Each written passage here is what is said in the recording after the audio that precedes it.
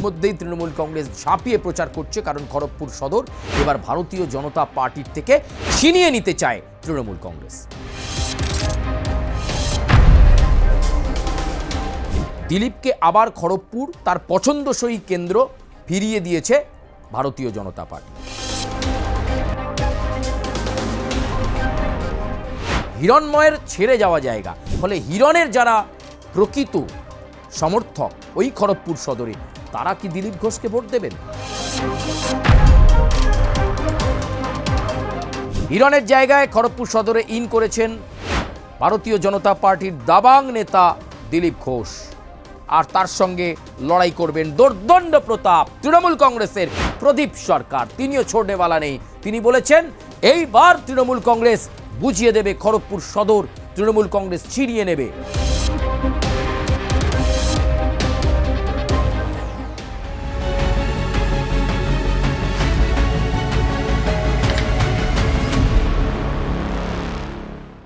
নমস্কার, আমি সুচারু। ভোটের হাওয়ায় আপনাদেরকে স্বাগত জানাই। আর ভোটের হাওয়া এখন একেবারে চরমে, তার কারণ একটাই, সমস্ত রাজনৈতিক দল তারা তাদের প্রার্থী ঘোষণা করে দিয়েছে। আর প্রার্থী ঘোষণার পর থেকে এখন রাজনৈতিক দলের নেতা কর্মীরা পৌঁছে যাচ্ছেন মানুষের বাড়ি বাড়ি। কেউ ডোর টু ডোর প্রচার করছেন, কেউ বড় মিছিল করছেন, কেউ পথসভা করছেন, এবং নির্বাচনী প্রতিশ্রুতি পত্রকে সামনে রেখে মানুষের কাছে তারা প্রতিশ্রুতি দিচ্ছেন নির্বাচনে জিতলে এটা করবেন, সেটা করবেন, এটা হবে, সেটা হবে। আসল মোদ্দা কথা উন্নয়ন হবে। এলাকার মানুষজন শুনছেন সমস্ত রাজনৈতিক দলের কথা, তারা আসল তাদের মতামত জানিয়ে দেবেন হয় 23 এপ্রিল, নয় 29 এপ্রিল, আর যার ফলাফল জানা যাবে মে মাসের 4 তারিখ। আজকে যে বিধানসভা কেন্দ্রটার দিকে আমরা আলোকপাত করব, যে বিধানসভা কেন্দ্রটা নিয়ে কথা বলবো, যে বিধানসভা কেন্দ্রটা নিয়ে শুরু থেকেই একটা বিতর্ক চলছে, বিশেষ করে বর্তমান বিধায়ক এই বিধানসভা কেন্দ্রের যিনি রয়েছেন তিনি বিজেপির বিধায়ক, তাকে কিন্তু এবার তার নিজের এই বিধানসভা কেন্দ্রে টিকিট দেয়নি ভারতীয় জনতা পার্টি। ভারতীয় জনতা পার্টি তাকে কি করেছে? তাকে টিকিট দিয়েছে, কিন্তু তাকে পাঠিয়ে দিয়েছে শ্যামপুর বিধানসভা কেন্দ্রে। হাওড়ার শ্যামপুর থেকে লড়বেন।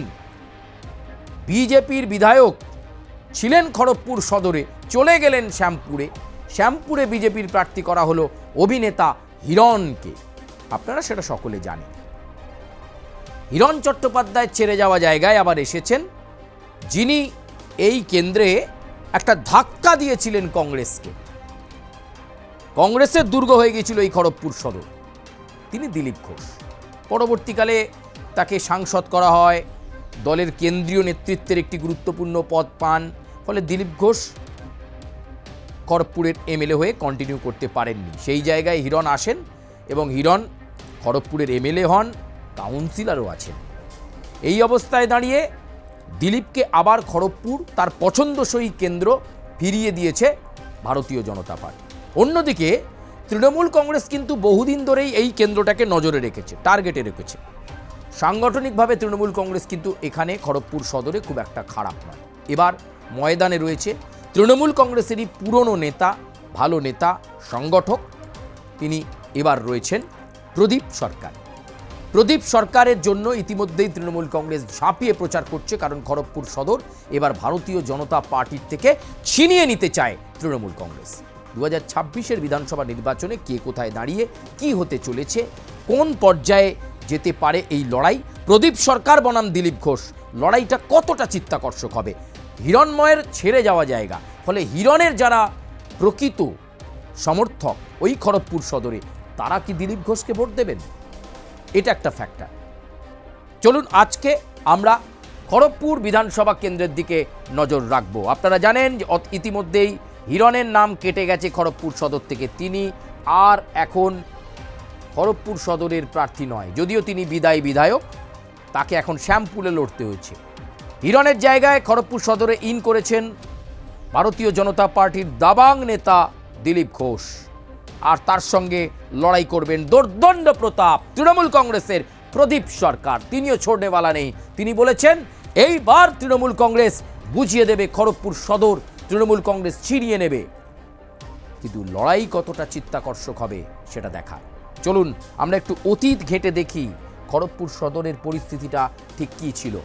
খড়গপুর সদর বিধানসভা কেন্দ্র, হিরণের বদলে এই কেন্দ্রে এবার টিকিট দেওয়া হয়েছে দিলীপ ঘোষকে। এটা কিন্তু একটা ফ্যাক্টর, এটা অবশ্যই একটা ফ্যাক্টর যে হিরণের করে যাওয়া কাজ, হিরণের জায়গায় দিলীপ ঘোষকে ইন করিয়ে বিজেপি কতটা ঠিক কাজ করলো এটা ভোট বাক্সের ঠিক প্রতিফলনের মাধ্যমে বোঝা যাবে। কেন বলছি, আপনাদের নিশ্চয়ই মনে আছে মেদিনীপুরে জিতে সাংসদ হয়েছিলেন দিলীপ ঘোষ, হারিয়েছিলেন কাকে? মানস ভূঁইয়াকে 12,000 ভোটে। সেই মেদিনীপুর লোকসভা কেন্দ্রে লোকসভা নির্বাচনের সময় ওই 2024 সালে দিলীপ ঘোষকে টিকিট দেয়নি, টিকিট দেওয়া হলো অগ্নিমিত্রা পাল, আর দিলীপ ঘোষকে পাঠিয়ে দেওয়া হয়েছিল বর্ধমান দুর্গাপুরে। দিলীপ ঘোষ কীর্তি আজাদের কাছে, তৃণমূল কংগ্রেসের কীর্তি আজাদের কাছে পরাজিত হলেন, ক্ষুব্ধ হলেন তার নিজের জায়গায় না দেয়া হয়েছে বলে।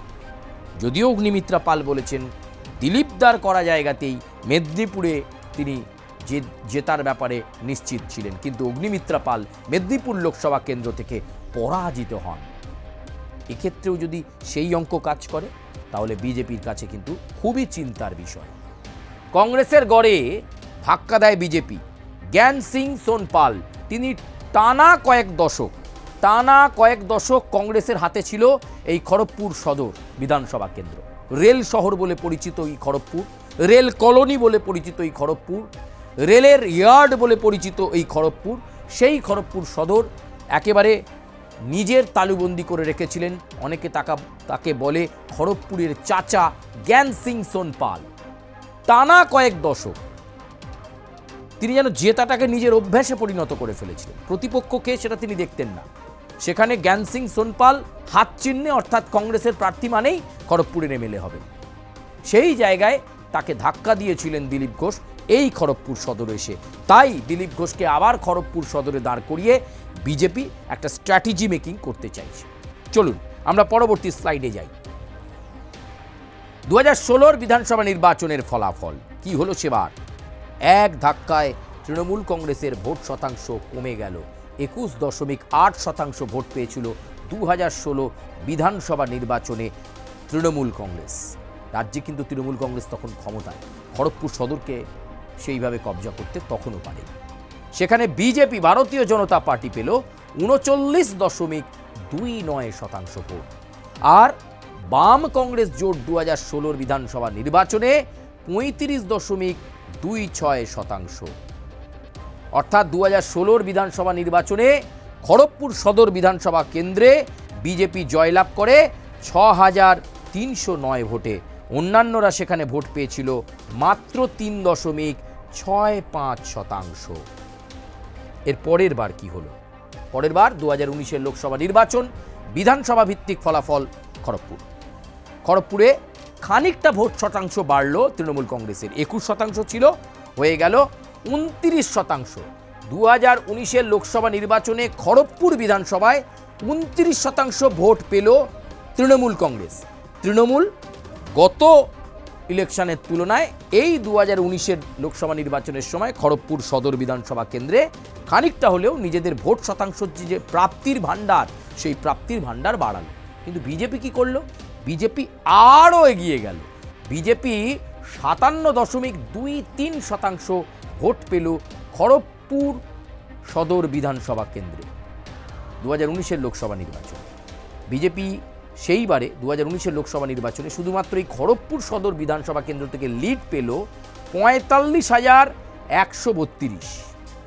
সেখানে বাম কংগ্রেস নেমে গেল, বলা যেতে পারে একেবারে তাসের ঘরের মতো ভেঙে পড়ল বাম কংগ্রেসের ভোট ব্যাংক। যেন এটা এতদিন ধরে রেখেছিলেন জ্ঞান সিং সোনপাল।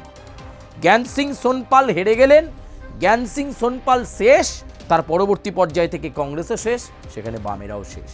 5.07%। অন্যান্যরা পেল 8%। মানে বাম কংগ্রেসের থেকে অন্যান্যরা বেশি ভোট পেয়েছিল।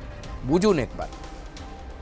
পরবর্তী 2021 বিধানসভা নির্বাচনের ফলাফল কি হলো? সেখানে হিরণ, অর্থাৎ অভিনেতা হিরণময় চট্টোপাধ্যায়কে প্রার্থী করেছিল বিজেপি। একটা হাড্ডাহাড্ডির লড়াই কিন্তু সেবারে হলো। কেন? তৃণমূল কংগ্রেস যেখানে 29% পড়েছিল, ভালো করে দেখবেন 2021-এর বিধানসভা নির্বাচনে প্রায় যেতে যেতে তৃণমূল কংগ্রেস হেরে গেল। 44%, 29% ভোট থেকে 44% ভোট পেল তৃণমূল। অনেকটা সাংগঠনিকভাবে তৃণমূল খড়গপুর সদরকে অনেক দিন ধরেই নজরে রাখছিল। 2016 সালে যেখানে 21% ভোট ছিল, আস্তে আস্তে বাড়তে বাড়তে 29, তারপর 2021-এর বিধানসভা নির্বাচনে 44.25% ভোট পেল তৃণমূল। বিজেপির ভোট শতাংশ কমে গেল। বিজেপি কোনো মতে এই কেন্দ্রে জয়লাভ করলো, কারণ তৃণমূল 44.25, বিজেপি 46.45। ওই 2 কিছু শতাংশের তফাৎ, 2 কিছু শতাংশের তফাতে জিতে গেলেন হিরণ। আপনাদের ব্যবধানটা বললেই বুঝতে পারবেন। হিরণ জিতলেন মাত্র 3771 ভোটে। খড়গপুর সদর বিধানসভা কেন্দ্র থেকে নির্বাচিত হলেন বিধায়ক হিসাবে হিরণ। তৃণমূল কংগ্রেসের একেবারে নাকের ডগা থেকে যেন বলা যেতে পারে জয়টা ছিনিয়ে নিল ভারতীয় জনতা পার্টি এবং নিজেদের কাছে ধরে রাখল।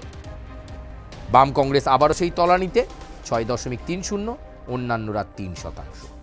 এবারের ইকুয়েশন ঠিক কী বলছে আমরা সেটা বোঝার চেষ্টা করব। এবার এলো 2024-এর লোকসভা নির্বাচন। 2024-এর লোকসভা নির্বাচনে খড়গপুর সদরের বিধানসভা ভিত্তিক ফলাফলে আবার একটু এগিয়ে গেল বিজেপি, আবার বিজেপির ভোট শতাংশ বেড়ে গেল। এই খড়গপুর সদর বিধানসভা কেন্দ্রে লোকসভা নির্বাচনের ফলাফল বিশ্লেষণ করলে 52%, 52.49% ভোট পেল ভারতীয় জনতা পার্টি। তৃণমূল পেল 39.38%। বিজেপির লিড 21,906 ভোটে। বাম কংগ্রেস 5.6, কোনো পরিবর্তন নেই। অন্যান্যরা 3.7। অর্থাৎ হিরণ যে কাজ করেছিলেন ভালো, তার একটা ফ্যাক্টর পাওয়া গেল খড়গপুরের বিধানসভা ভিত্তিক ফলাফলে। 2024-এর লোকসভা নির্বাচনে বিধানসভা ভিত্তিক ফলাফলে এটার একটা এফেক্ট পাওয়া গেল যে বিজেপি আবার তাদের যে ড্যামেজটা হয়েছিল, যে ভোট শতাংশটা পড়ে গেছিল, লোকসভা নির্বাচনে বিধানসভা ভিত্তিক ফলাফলে দেখা গেল সেই জায়গাটা 52.49% ভোট পেল ভারতীয় জনতা পার্টি। এই কেন্দ্রে কিন্তু এবার একটা হাড্ডাহাড্ডি লড়াই হচ্ছে, কারণ হিরণ নেই, এসেছেন দিলীপ ঘোষ, আর অন্যদিকে রয়েছেন তৃণমূলের প্রদীপ সরকার। তৃণমূল চাইবে এবারে ভোট শতাংশটাকে বাড়িয়ে নিয়ে খড়গপুর সদরকে বিজেপির হাত থেকে কেড়ে নিয়ে একটা কর্তৃত্ব ফলাতে। আর বিজেপি চাইছে দিলীপ ঘোষ, ওই কথাই আছে পুরনো চাল ভাতে বাড়ে, সেই দিলীপ ঘোষকে আবার পুরনো চালকে খড়গপুর সদরে প্লেস করেছেন বিজেপির নেতারা। তাহলে কার দিকে পাল্লা ভারী? তুল্যমূল্য হলেও এখনো পর্যন্ত দিলীপ ঘোষের দিকে হালকা পাল্লা ভারী রয়েছে। তবে প্রার্থী হিসেবে অত্যন্ত স্বচ্ছ ভাবমূর্তির প্রদীপ সরকার। হাড্ডাহাড্ডির লড়াই যে হবে এ কথা বলাই যায়। এবং 39 থেকে প্রায় আরও 12-13% ভোট বেশি পেতে হবে তৃণমূলকে। সেটা যদি তারা করতে পারে তাহলে এবারের নির্বাচনে ভারতীয় জনতা পার্টিকে অর্থাৎ দিলীপ ঘোষকে কুপোকাত করে দিতে পারবেন প্রদীপ সরকার। নির্ভর করবে মানুষের ওপর।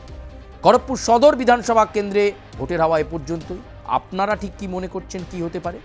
কে জিতবেন, প্রদীপ সরকার নাকি দিলীপ ঘোষ? তৃণমূল না বিজেপি নাকি অন্য কেউ?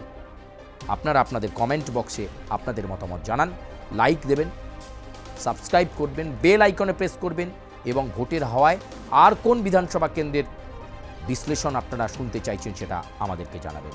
আমরা চেষ্টা করব আপনাদের কাছে আরও সুন্দর অ্যাম্পল ইনফরমেশন তুলে ধরার জন্য। ধন্যবাদ।